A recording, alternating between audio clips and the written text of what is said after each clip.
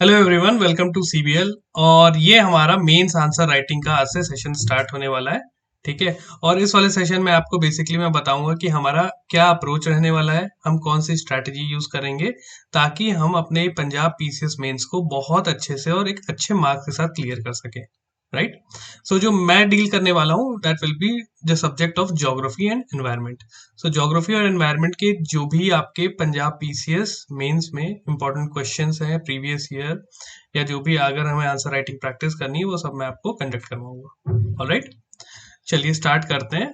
तो मैं आपको सबसे पहले एक बहुत इंपॉर्टेंट मैसेज देना चाहूंगा, जो कि है content plus presentation is the key to success in main exam. अब देखो मैं ये क्यों बोल रहा हूँ, क्योंकि देखो हम सब जितने भी एस्पिरेंट्स हैं, हमने जितने भी मटेरियल्स पढ़े, let's say X Y Z materials किसी कोचिंग इंस्टीट्यूट का, हमने let's say current affairs magazines पढ़ी हैं, हमने जो स्टैटिक पोर्शंस हैं अलग अलग सब्जेक्ट्स के वो हमने किए हैं। तो एक कॉमन चीज क्या है कि सबने सोर्स वही यूज किया है। ऑलराइट, सबने सोर्स वही यूज किया है। अब ये सब चीजें आपके दिमाग में है, ठीक है, जो कि आपने प्रीलिम्स में आपको क्लियर करने में आपकी हेल्प की, जो भी आपको नॉलेज है। राइट। बट जब मेंस आता है, मेंस में कंटेंट तो हमारे पास, चलो ये सबका एक कॉमन एंगल हमने मान लिया, बट जो हमें दूसरों से अलग करेगा that would be the presentation. क्या जो आपके दिमाग में किसी पर्टिकुलर टॉपिक से रिलेटेड कंटेंट है और जो क्वेश्चन एग्जाम में पूछा हुआ है, तो क्या आप उस कंटेंट को उस क्वेश्चन के अकॉर्डिंग आंसर शीट पे प्रेजेंट कर सकते हो? अगर हाँ, अगर आप कर सकते हो तो आपको वो ऑब्वियस की बात है कि सिलेक्शन दिलवाएगा। बट मेरे दिमाग में बहुत सारी चीजें हैं, मुझे उस टॉपिक के बारे में बहुत सारा चीज पता है, बट मैं एग्जाम में उस चीज को एक पेन और पेपर से पे प्रेजेंट कर ही नहीं पा रहा हूँ। तो वो मुझे कहीं भी लेके नहीं जाने वाला, वो चीज, एटीट्यूड। ठीक है। और उसी चीज को हमें वो फेलियर में कन्वर्ट करवा देगा। तो हमने क्या करना है कि हमें जो भी कंटेंट हमने प्रिपेयर किया है over a period of time, साल भर से हम पढ़ ही रहे हैं, उसको हमें एग्जाम वाले दिन जाके उन 3 घंटों में, राइट, 3 आवर्स या 2 आवर्स जितने का भी हमारा पेपर है, हमको उस कंटेंट को अपने पेपर में बहुत ही तरीके से स्ट्रक्चर्ड वे में प्रेजेंट करना है। ऑलराइट, हमें प्रेजेंट कर तो ही हमें एग्जाम में मिल पाएंगे नंबर। वरना आता तो सबको बहुत नॉलेज है, राइट, नॉलेज सबकी बहुत ज्यादा, बट उस नॉलेज को इस पेपर में प्रेजेंट कर पा रहे हो कि नहीं, मेंस एग्जाम आपका ये चेक करता है। ठीक है। तो इस सीरीज का, इस हमारे जो इनिशिएटिव का मेंस, पंजाब पीसीएस मेंस के लिए है, इसका हमारा एम यही है कि बच्चों को, जो आप भी एस्पिरेंट्स हो, जो पेपर दे रहे हो या इन फ्यूचर जो भी पेपर देगा, कैसे अपने आइडियाज और अपने नॉलेज को हमें पेपर में स्ट्रक्चर्ड वे में प्रेजेंट करना है, ताकि लेट्स से मैं एग्जामिनर हूँ, आपने मुझे कोई क्वेश्चन का आंसर लिख के दिया, ओके, आपने मुझे, ये आंसर शीट है, आपने मुझे कुछ आंसर लिख के दिया, तो आपको as a student, as an aspirant, मेरे लिए काम आसान करना है। ठीक है। और वो काम आसान कैसे करोगे, ये सब हम चलो अब आगे देखते हैं। सबसे पहले हम कौन कौन से पेपर पे फोकस करेंगे मैं आपको बता देता हूँ। तो सबसे पहले जो इसमें है, ये है आपका जनरल स्टडीज पेपर 1 का ज्योग्राफी का पोर्शन। ये इसकी तैयारी मैं आपको करवाऊंगा।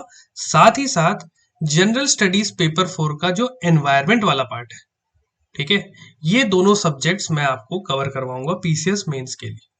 ठीक है। तो ये हमारा प्राइम फोकस है, ये दो सब्जेक्ट ध्यान रखिएगा। अदर सब्जेक्ट्स हमारे अदर फैकल्टीज कवर करेंगे। अब देखिए कि हमारा स्ट्रैटेजी क्या होने वाली है, हम किस तरीके से इस पूरे कोर्स को लिमिटेड टाइम में एक अच्छा रिजल्ट हम कैसे दिलवा सकते हैं। इसमें सबसे पहले रहेगा प्रीवियस ईयर क्वेश्चन एनालिसिस। देखो, कोई भी एग्जाम हो, प्रीवियस ईयर पेपर से अच्छा गाइड कोई और दूसरा नहीं है। ठीक है। आप कितने भी मॉडल पेपर सॉल्व कर लो, आप कितने भी करंट अफेयर्स मैगजीन पढ़ लो, अगर आपने प्रीवियस ईयर पेपर्स को एनालाइज नहीं किया है, आपने उनको अगर सॉल्व नहीं किया है, तो एग्जाम में आप उस बच्चे से पीछे ही रहोगे जिसने प्रीवियस ईयर पेपर करके गया है। क्योंकि ऑब्वियस सी बात है, देखो कि जो प्रीवियस ईयर पेपर है ना, वो आपको बताते हैं कि भाई ये वाला पर्टिकुलर टॉपिक आपके एग्जाम में रिपीट हो रहा है।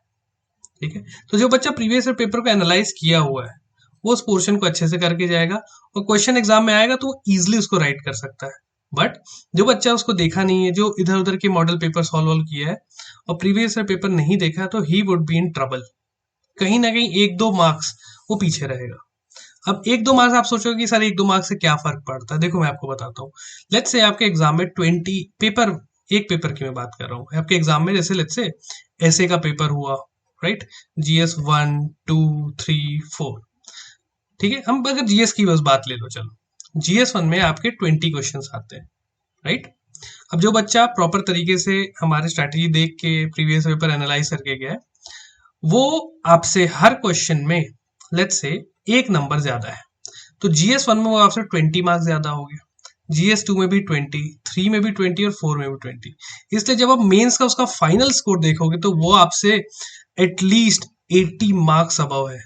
तो ये होता है एक मार्क्स का जो डिफरेंस, आपको वैसे तो बहुत कम लगेगा, बट एट द एंड जब वो पूरा कंपाइल होता है ना, तो वो एक बहुत बड़ा डिफरेंस क्रिएट कर देता है। ठीक है, 80 मार्क्स में चलो बहुत ज्यादा ले लिया, 20 या 30 या 40 मार्क्स का डिफरेंस तो रहता ही रहता है, राइट। सो हमने ये चीजों को अवॉइड करनी, तो हमें सब पहला जो रहेगा हमारा स्ट्रैटेजी में, वो रहेगा हम प्रीवियस ईयर पेपर्स को बहुत अच्छे से एनालाइज करेंगे कि भाई ये जो क्वेश्चन आ रहे हैं, लेट्स से ज्योग्राफी पे ऑन एन एवरेज 7 क्वेश्चन आपके हर साल आते हैं, ठीक है। तो ये 7 क्वेश्चन किस किस थीम से रिलेट हो रहे हैं, क्या वो क्लाइमेट से ज्यादा क्वेश्चन पूछ रहे हैं, क्या वो फिजियोग्राफी से ज्यादा क्वेश्चन पूछे जा रहे हैं, राइट, क्या वो आपके ह्यूमन ज्योग्राफी पोर्शन हैं। तो ये सारी चीजें हम एनालाइज करेंगे ताकि आपके एक महीने के अंदर आपको ये आइडिया हो जाए कि हाँ यार, ज्योग्राफी में मुझे ये पर्टिकुलर पोर्शन तो बहुत अच्छे से करके जाना है, राइट। तो ये हमारा अप्रोच रहेगा। सेकेंड हमारा अप्रोच रहेगा, स्ट्रैटेजी रहेगी, वो रहेगी आंसर राइटिंग का अप्रोच कैसा होना चाहिए, ठीक है। एक तो हमने देखो, हमने अभी हम आंसर राइटिंग नहीं कर रहे हैं, अभी हमने अपनी तैयारी करनी है कि हम जब आंसर राइटिंग लिखते हैं तो उससे पहले मेरे पास क्या क्या चीजें होनी चाहिए, ठीक है। तो आंसर राइटिंग अप्रोच में आपको बताऊंगा कि अभी अगला पार्ट में यही है कि आंसर राइटिंग में आपके क्या क्या इंग्रेडिएंट्स होने चाहिए, एक अच्छा आंसर किसे बोला जा सकता है, या उस आंसर में क्या क्या चीजें होनी चाहिए ज्योग्राफी और एनवायरमेंट पॉइंट ऑफ व्यू से, वो हम अभी देखेंगे, ठीक है। तो आंसर राइटिंग अप्रोच हमारी सेकेंड स्ट्रैटेजी है। Third one is model questions for practice. ये तो चलो मैं एनालिसिस आपकी करवाऊंगा अच्छे से, मैं आपको बताऊंगा कि भाई आंसर कैसे लिखना है, क्या क्या आंसर्स के सब पॉइंट्स होने चाहिए। फिर मैं आपको एक मॉडल क्वेश्चन दूंगा उन सिमिलर लाइंस पे जो आपके एग्जाम में क्वेश्चन आते हैं, उसी लाइंस पे ये क्वेश्चन फ्रेम किए जाएंगे, जो कि आपको मैं कुछ सॉल्व करके भी दूंगा और करवाऊंगा, और ये भी रहेगा कि आप एक प्रैक्टिस भी करोगे, ताकि खुद से लिखने की एक वो होता है ना कि खुद से आप वो आंसर लिख पा रहे हो कि नहीं। नो डाउट पहले दिन आपको बहुत डिफिकल्टी होगी, यार मेरे से लिखता नहीं बन रहा है, या मैं बहुत गंदे आंसर लिख रहा हूँ, कोई बात नहीं, आज पहला दिन है, हमें ये लेट्स से 10 से 15 दिन या 20 दिन हम कर रहे हैं हर सब्जेक्ट के लिए, ठीक है। तो आप डेली जब ये करोगे तो आपके पास एक प्रैक्टिस, एक स्किल होनअप होगी, और वो हमें अभी तो परफॉर्म नहीं करना, ये तो आंसर अभी आपके वो नंबर दिलवाने नहीं है, सिलेक्शन करवाना नहीं है, आपका करवाएगा जो आपका मेंस का डेट आएगी उस दिन, तब तक आपने एटलीस्ट 500 क्वेश्चंस की प्रैक्टिस की होगी। तो आप जब अपना पहला आंसर और 500वां आंसर देखोगे तो आपको रियलाइज होगा कि यस, मेरे एक स्टैंडर्ड में डिफरेंस आ चुका है, ठीक है। तो ये आपको एक प्रैक्टिस के लिए डेली मिलेगा। देन आपका रहेगा आंसर रिव्यू। मैंने लिख तो दिया, अब रिव्यू कौन करेगा, रिव्यू भी कर दिया, बट लेट्स से मैं आंसर राइटिंग ही कर रहा हूँ, मुझे बहुत सारे डाउट्स आ रहे हैं, तो उसके लिए हम लोग यहाँ बैठे हैं आपके आंसर्स को रिव्यू करने के लिए, आपके डाउट्स वगैरह क्वेरी जो है उसको सॉल्व आउट करने के लिए, ठीक है। सो इसलिए मैं आपको अपने यहाँ पे नंबर भी शेयर कर दे रहा हूँ, that is 9643443102, that is my personal contact number. So जो भी बच्चे पंजाब पीसीएस मेंस दे रहे हैं, तो उनके जो भी जेन्युइन डाउट है, आप मुझे इस नंबर पे व्हाट्सएप कर सकते हो, आप मुझे टेलीग्राम पे भी भेज सकते हो इस पे, और वहां पे मैं आपके डाउट्स वगैरह, लेट्स से रिक्वायर्ड हुआ कि कॉल पे बात करनी हो तो हम कॉल पे भी बात कर सकें, ताकि आपके कोई भी मन में डाउट्स वगैरह ना रहे। हमें एक बहुत अच्छे तरीके से तैयारी करनी है, चीजों को प्रॉपर तरीके से स्ट्रक्चर्ड वे में तैयार करना है, ठीक है। सो ये हमारा स्ट्रैटेजी रहेगी।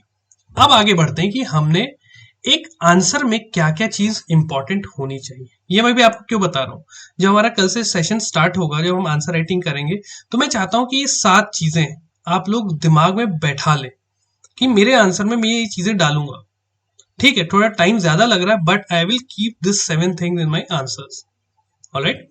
तो सबसे पहले देखते हैं कि क्या क्या वो टिप्स हैं एक अच्छे आंसर के लिए।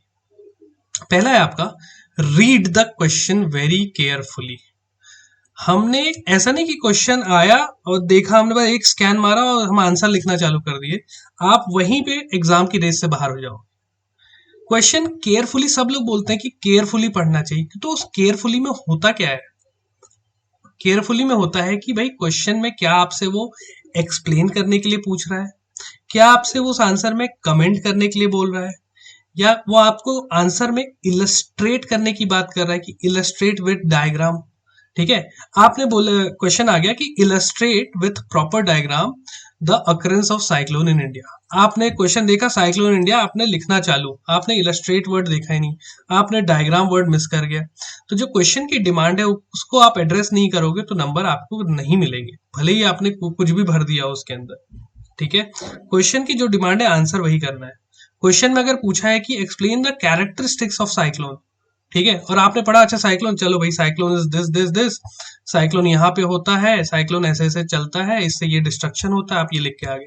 क्वेश्चन क्या पूछा था? Explain the characteristics of cyclone.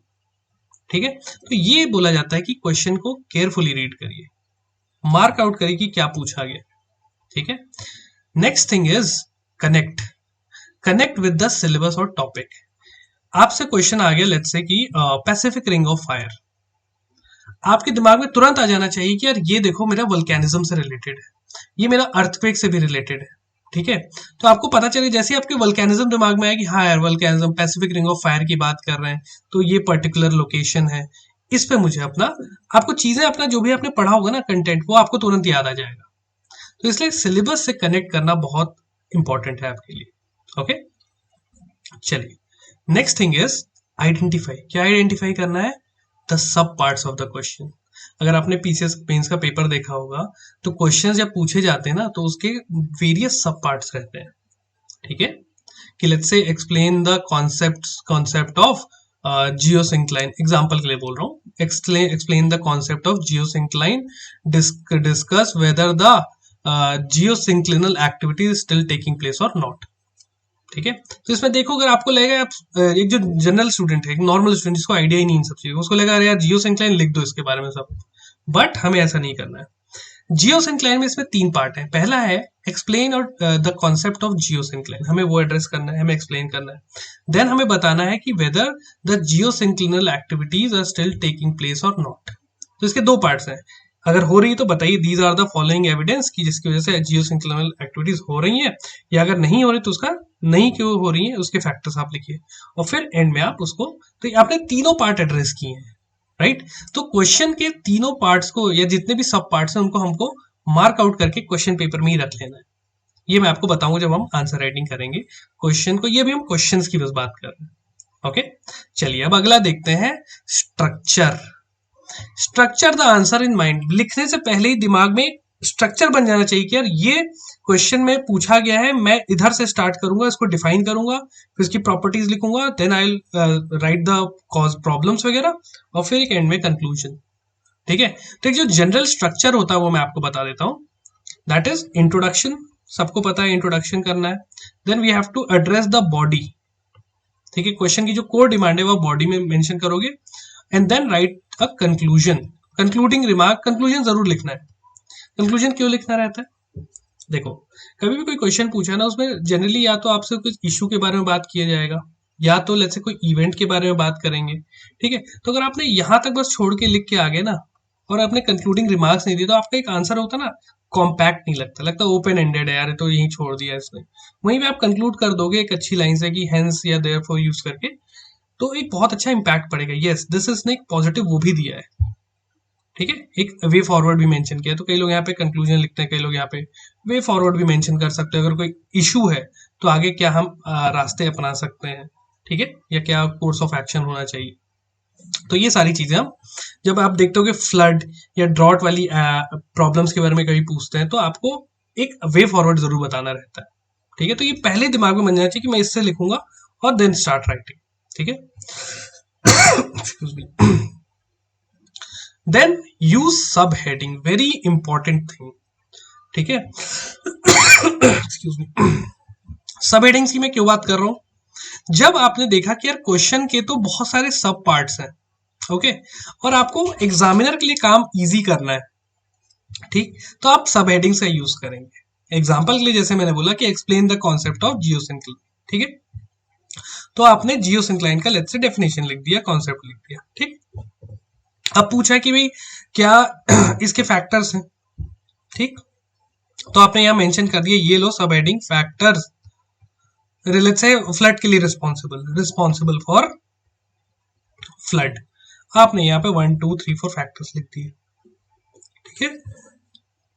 Then let's say उसमें पूछा है कि कॉन्सिक्वेंसेस क्या होते हैं, सो इसी के बाद आपने लिख दिया कॉन्सिक्वेंसेस ऑफ फ्लड, उसके आपने फिर 4 5 पॉइंट लिख दिए। तो आपने, मैं लेट्स से एग्जामिनर हूं तो मैंने देखा अरे वाह इसने तो फैक्टर्स भी मेंशन किए, इसने कॉन्सिक्वेंसेस भी मेंशन किए, तो मेरा काम आसान हो गया। मैं आपको यहाँ पे जो बंदे ने ऐसे सब हेडिंग्स नहीं डाले होंगे, जो बस पैराग्राफ में लिखते चले गया होगा, उससे मैं आपको यहाँ पे 1 नंबर एक्स्ट्रा दूंगा, और यही करना है आपको। जितने सब पार्ट उतनी सब हेडिंग्स हमें एड्रेस करना है, ऑलराइट। सो यूज सब हेडिंग्स टू एड्रेस ईच सब पार्ट, ऑलराइट। अभी हम आंसर में आ रहे हैं।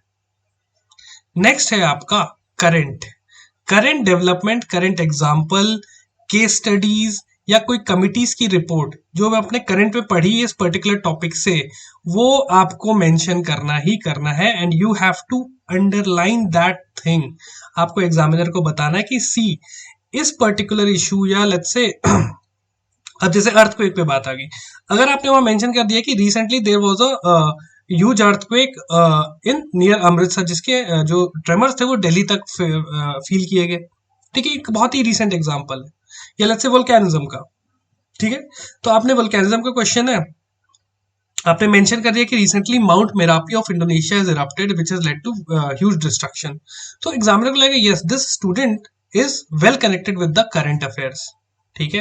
या लेट्स से वेस्टर्न घाट्स के कंजर्वेशन के ऊपर कोई बात चल रही, तो आपने वहां पे अगर गटकिल कमेटी का नाम मेंशन कर दिया है, so you will have that brownie point advantage, ठीक है। बाकी लोग नहीं किए होंगे या करे भी होंगे तो बहुत ही लिमिटेड। आपको अपने आंसर को दूसरों से यूनिक बनाना है, तभी आपको एक अच्छे नंबर मिलेंगे, alright.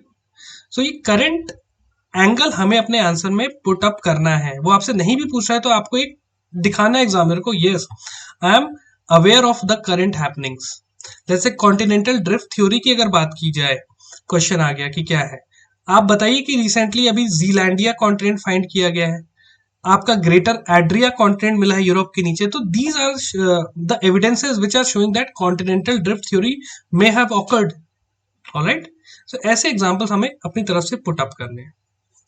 Next is maps, geography या एनवायरमेंट या फिर अदर जो भी सब्जेक्ट है, ठीक है, सब्जेक्ट्स के अकॉर्डिंग आपको वहां पे आइदर मैप्स, डायग्राम या फ्लो चार्ट तो ऐड करना ही करना है। लेट्स से ज्योग्राफी का क्वेश्चन है, मैंने आपसे पूछ लिया कि भाई why there is a more cyclones on the eastern side of the India, eastern coast of India as compare to the western coast. यहाँ पे आपका इंडिया का ये वाला पोर्शन बन जाना चाहिए भाई, ठीक है, कि हमने इतना पोर्शन बना दिया, ये ईस्ट कोस्ट है, ये आपका वेस्ट कोस्ट है, यहाँ पे ये बन गया। आप बता सकते हो कि भाई साइक्लोन यहाँ पे क्यों होते हैं, रीजन बता दो, साइक्लोन का मूवमेंट दिखा दिया आपने, राइट। तो ऐसी चीजें अपने आप दिमाग में आनी चाहिए, ठीक। ये तो चलो ज्योग्राफी की बात की गई। रिलेट से कि आपसे क्वेश्चन पूछ गया अदर किसी एग्जाम का या फिर अदर किसी सब्जेक्ट का कि भाई what are the factors which are causing this kind of cyclonic activities, तो आप लिख रहे हो कि फैक्टर्स कॉजिंग साइक्लोनिक एक्टिविटीज, ऐसे पैराग्राफ में भर रहे हो।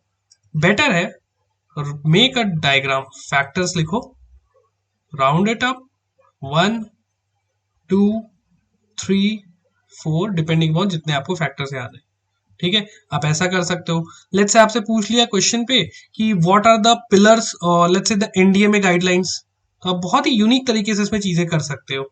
ये आपने यहाँ बनाया, यहाँ लिख दिया एनडीएमए गाइडलाइंस या जो भी है, ठीक है। और इसके आपको जो भी पिलर्स हैं आपने यहाँ बना दिए कि ये 3 पिलर्स पे एनडीएमए का स्ट्रक्चर पूरा खड़ा हुआ आपका खड़ा किया गया है, ठीक है। ये 3 चीज होनी चाहिए, ऑलराइट। तो इस टाइप की यूनिक चीजें, इनोवेटिव चीजें अपने आंसर से हमें पुट अप करना है, ताकि हमारे पेपर के एग्जामिनर को तो उसको नहीं लगे यार इसने बस पॉइंटर्स भर दिए हैं। यूज एवरीथिंग, हमने पैराग्राफ भी कहीं पे यूज करना है, क्योंकि अगर एनालिटिकल टाइप का तो यूज पैराग्राफ, अगर वहां पे एन्यूमरेशन की बात की गई तो यूज बुलेट पॉइंट्स, सब पार्ट्स हैं तो वहां पे हम फैक्टर्स के लिए ऐसे सर्कल और हब और स्पोक मॉडल बना दिया, स्क्वायर बना सकते हो, ट्राइंगल बना दो, राइट। तो इस टाइप की मतलब मिक्सअप करके हमें अपना रखना है। हमने ऐसे नहीं कि हम बस पैराग्राफ लिखते गए, हम बस केवल पॉइंट लिखते गए, या हमने केवल ही डायग्राम बना दिया, ऐसा भी नहीं करना है, राइट। तो ये 7 चीजें आपके आंसर में होनी चाहिए, alright. Read the question very carefully, connect with the topic, identify the subparts of the question, structure the answer beforehand, use subheadings to address each subpart. Then sixth one is use current development related to that particular question, and seventh one is use diagrams, map or other flow charts, right? जैसे कोई process आपको बताना है कि भाई ये हिमालय का origin कैसे हुआ, तो आप बता सकते हो कि भाई प्लेट मूवमेंट हुई पहले तो, ठीक है, ड्रिफ्टिंग हुई आपकी आगे, राइट, फिर Indian plate collided with the Eurasian plate, then आप बता सकते हो एवोल्यूशन ऑफ हिमालय। तो ये एक फ्लो चार्ट पैटर्न हो गया। तो ये चीज इनोवेटिव चीजें मैं आपको आंसर राइटिंग में भी बताऊंगा, और इसको आपको बहुत स्ट्रिक्टली फॉलो करना है।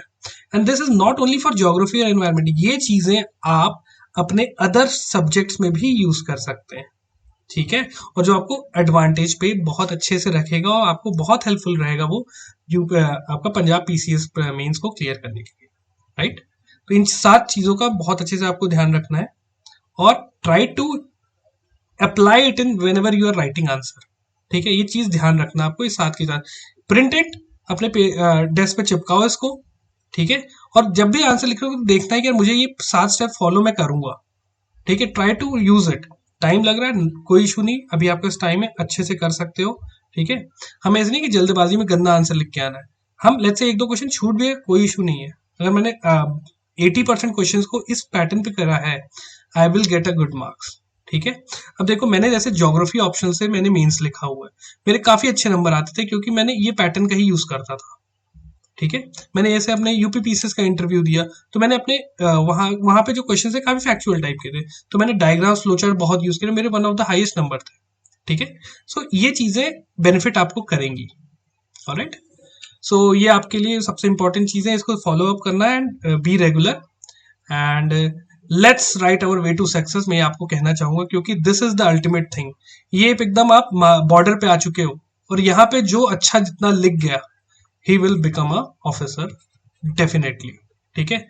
चलिए मैं आपसे अब सेशन में मिलता हूँ, and till then I will see you, bye.